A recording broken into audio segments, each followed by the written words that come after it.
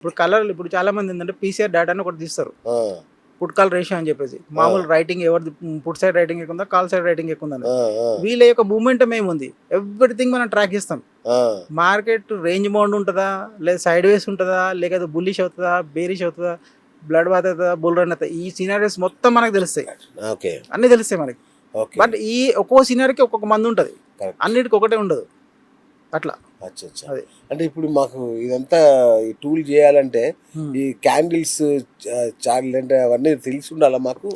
Minimum knowledge ఉంటే సరిపోయిద్ది అంతే. ఆ! దానికి ఆ! ఇప్పుడు మనం ఇక్కడ డేటా లెవెల్‌లో రివర్సల్ చెప్తున్నాం. అవును. ప్లస్ దానికి సంబంధించి మనకి పక్కకే చార్ట్ కూడా వస్తుంది. ఆ! ఓకే. ఇది మీకు అర్థమైపోతే క్యాండిల్స్ నాలెడ్జ్ ఉంటే ఇంకా మంచిదే. అంటే ఆ క్యాండిల్ స్టిక్స్ ప్యాటర్న్స్ మీరు నేర్పిస్తారు కదా!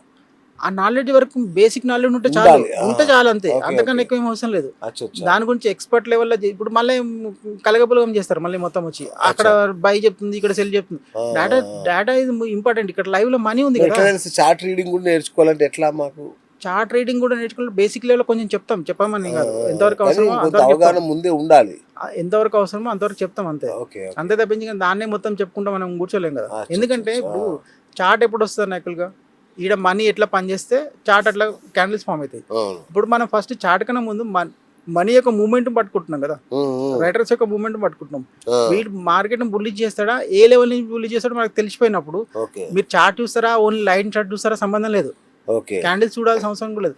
ఓన్లీ లైన్ చార్ట్ పెట్టుకోండి. ఆ హుహు. లైనే మూవ్ అయినట్టు అనిపిస్తది. కానీ అవును. మీకు ఆ లెవెల్ నుంచి మూవ్ అవుతుందా లేదా ముఖ్యం. అది. అది. ఓకే. అప్పుడు ఓకే. ఎమోషన్ కూడా ఉండదు. రెడ్ క్యాండిల్ అవును. చూడంగానే భయపడిపోతారు. అవును. ఎంటర్ అయినంక కూడా. అవును. అట్లా ఆ భయాలు పోతాయి ఇంకా. అట్లా. ఓకే. నేను ఓకే. చెప్పేది అది. ఆ! సో, ఇది మేజర్‌గా ఆప్షన్స్‌లోనే బాగా పనిచేస్తదా? అన్నిటికి పనిచేస్తదా? అన్నిటికి పని ఇప్పుడు నేను అదే చెప్పిన మనం ఎఫ్ అండ్ ఓ స్టాక్స్ ఏవైతే ఉందో ఫ్యూచర్ అండ్ ఆప్షన్స్‌లో ఏదైతే స్టాక్స్ ఉన్నాయో ఇప్పుడు ఆ! ఐసీఐసీ ఉంది, హెచ్‌డిఎఫ్‌సి ఉంది. వీటిలో ఇప్పుడు ఈ డేటాని రీడ్ చేసి ఆ స్టాక్స్‌లో కూడా మనం క్యాష్‌లో బై చేయొచ్చు. ఓకే. డెలివరీ తీసుకోవచ్చు, బై చేయొచ్చు, సెల్ చేయొచ్చు. దాంట్లో మళ్ళీ డిఫరెంట్ మనకి ఫిల్టరేషన్స్ ఉన్నాయి. ఏ ఆ! స్టాక్స్‌లో ఎంటర్ అవ్వడానికి, సపోర్ట్‌లో ఎంటర్ అవ్వడానికా, రెసిస్టెన్స్‌లో ఎంటర్ అవ్వడానికా, స్వింగ్‌లో ఎంటర్ అవ్వడానికా ఓకే. మనకి దాంట్లో కూడా ఫిల్టర్స్ ఉన్నాయి యాక్చువల్‌గా. ఆ! ఆ! ఆ! అట్లా. ఓకే. అది. పర్ఫెక్ట్ మైండ్ సెట్ అంటే ఒక ట్రేడర్‌కి. ఒక ట్రేడర్ ఎలా ఉండాలో అలాంటి మైండ్ సెట్‌ని మన టూల్ బిల్డ్ చేస్తదా? సిస్టమ్ చేస్తుంది కదా ఆల్రెడీ ఇప్పుడు. ఆ! ఇప్పుడు సిస్టమ్‌లో ఇప్పుడు ఈరోజు మీకు అర్థం కాకపోతే 4 రోజులు చూసిన తర్వాత సరే మీరు నేర్చుకుంటారో లేదని తర్వాత విషయం. అవును. 4 రోజులు చూసిన తర్వాత ప్రైస్ ఇక్కడికి వచ్చిన తర్వాత ఎందుకు రి రియాక్ట్ అవుతుంది? ఎందుకు అక్కడి నుంచి రివర్స్ అవుతుంది?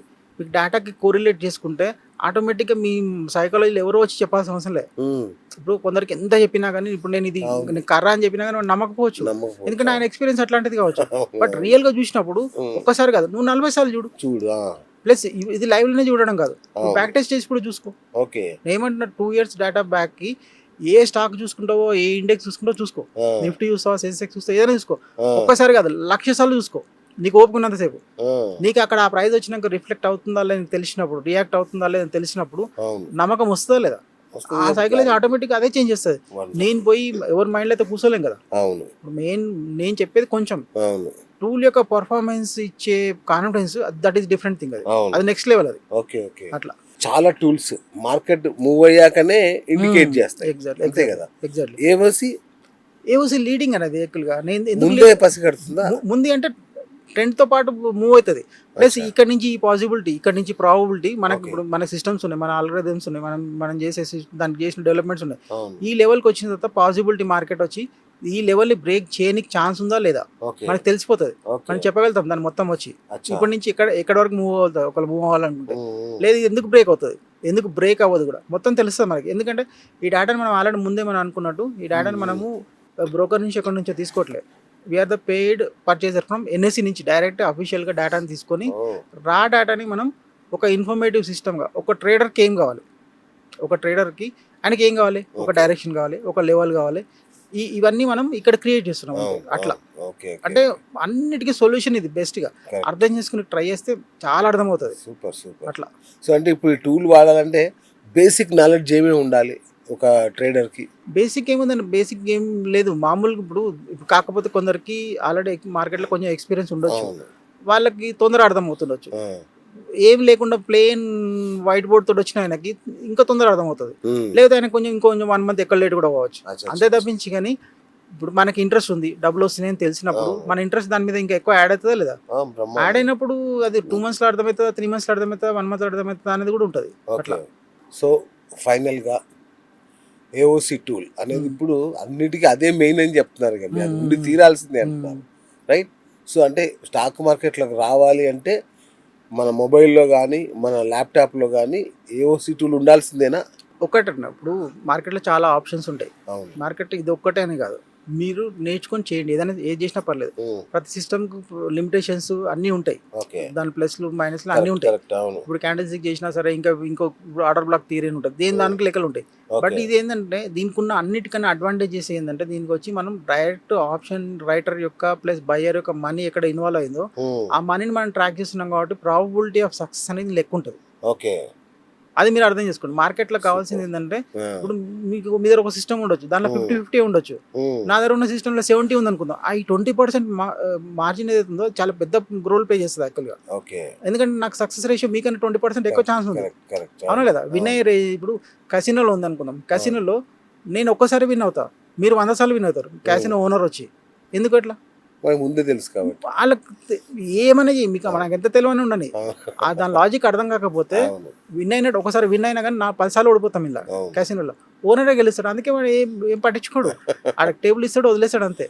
ఎట్లా నువ్వు లూజ్ కావాల్సిందే, అంతే కదా? అట్లా ఇప్పుడు ఇది కూడా ఏంటంటే అర్థం చేసుకొని చేస్తే ప్రాబ్లం ఏం లేదు, మన ప్రాబిలిటీ పెరుగుతుంది. వండర్ఫుల్. సో ఫైనల్గా మన ప్రేక్షకులకి అంటే స్టాక్ మార్కెట్లో ఎలాగైనా డబ్బులు సంపాదించాలని ఉత్సాహంగా ఉన్న వాళ్ళకి మీరు ఇచ్చే సందేశం ఏంటి? ప్రాపర్గా నేర్చుకోండి. ఫస్ట్ ప్రాపర్గా నేర్చుకోండి. మన దగ్గర సెటప్ కూడా ఉంది, ఆఫ్లైన్ ఆన్లైన్ సిస్టమ్ కూడా ఉంది. ప్రాపర్ నేర్పించిన తర్వాత ఇంకొక అడ్వాంటేజ్ ఏంటంటే, మామూలు ట్రైనర్స్ లాగా మనం చెప్పేసిన నీకు నాకు సంబంధం ఏం లేదని కాదు, మన దగ్గర లాస్ట్ 1.5-2 years నుంచి ఎవరైతే నేర్చుకున్న వాళ్ళు ఇప్పటికి మన దగ్గర టచ్లో ఉండే స్టూడెంట్స్ ఉంటారు. ఎక్కడైనా డేటాలో కన్ఫ్యూజన్ వచ్చినా ఏమైనా వచ్చినా మెసేజ్ చేస్తారు, ఫోన్ చేస్తారు. ఈ రెగ్యులర్ కమ్యూనికేషన్ రెగ్యులర్ ఉంటుంది. ఎందుకంటే ఇప్పుడు అదే కదా, ఇప్పుడు ఇది పాపులర్ కావడానికి ఏంటంటే మీనింగ్ వచ్చి మనం మార్కెటింగ్ ఎక్కడ చేయట్లేదు. మీరు ఎక్కడ చూసినా ఎక్కడ మార్కెటింగ్ బోర్డు ఉండదు, హోర్డింగ్ కూడా ఏముండదు, ఓన్లీ మౌత్ పబ్లిసిటీ అంతే. ఒకరికి ఆయనకు నమ్మకం అయింది, ప్రూఫ్ అయింది, ఆయన ఇంకో 10 మంది చెప్తున్నాడు అంతే. అట్లా వస్తుంది తప్పించుకొని మనం ఏం చేయట్లేదు ఇక్కడ వచ్చి. Wonderful. Thank you so much. Thank you. So friends చూసారు కదా, ఇకనైనా చీకట్లో బాణాలు వేయడం మానేయండి. స్టాక్ మార్కెట్ అంటే సరైన డేటా ఉండాలి అండ్ సరైన టూల్స్ ఉండాలి. అవి ఉంటేనే మీరు అద్భుతంగా డబ్బులు సంపాదిస్తారు తప్ప ఏదో చిన్న చిన్న మెసేజ్ని వాటిని నమ్ముకొని స్టాక్ మార్కెట్లో ఎంటర్ అవ్వకండి. ఏఓసి టూల్ అనేది నిజంగా రామబాణం లాంటిది. ఖచ్చితంగా మీరు అది నేర్చుకోవాలి. శ్రీనివాస్ గారి దగ్గర నేర్చుకుంటే కనుక ఈ ఏఓసి టూల్ మీకు నిజంగా రామబాణమే, అద్భుతంగా మీరు క్లిక్ అవుతారు.